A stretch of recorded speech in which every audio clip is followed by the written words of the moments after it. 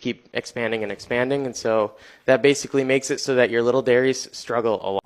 So my oversimplified explanation as to why dairy farms are going to continue to get bigger and you're going to see more and more small dairy farms exit the industry basically comes down to what us human beings have done as a population over the past 100 years. I think unfortunately people outside of the dairy industry think that, oh, large farms existed, which is caused all this bad things for small farms, and that's not what happened, obviously.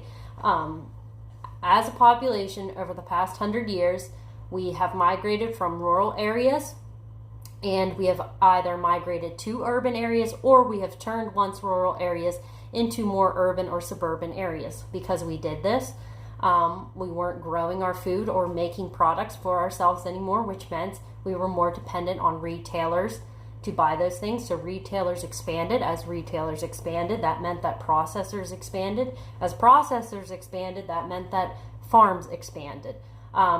Each one of those chains were incentivized to expand because the human population demanded it. So now the fact that small dairy farms are going out of business is nobody's fault, but yet it's everyone's fault, if you kind of get my drift. It is just a consequence of how the population has developed over the past 100 years. And as he stated in his stitch, small dairy farms are just going to have to adjust because large dairy farms are not going to go anywhere, because large processing is not going to go anywhere, and large retailers are not going to go anywhere, and large populations of people in urban areas are not going to go anywhere.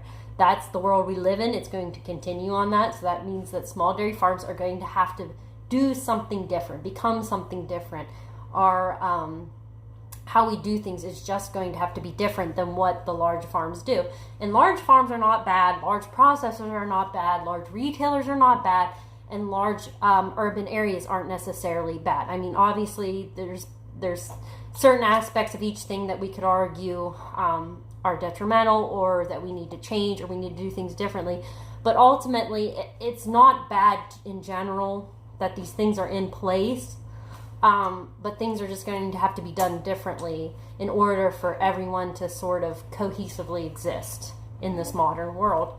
And it's going to be a struggle because, like I said, it's not a bad thing that urban areas exist, because obviously people need to be housed. They need to be able to work and do those different things. So those areas are going to exist, but we have to make sure that we don't do those things in a manner that destroys our ability to do agriculture, or limits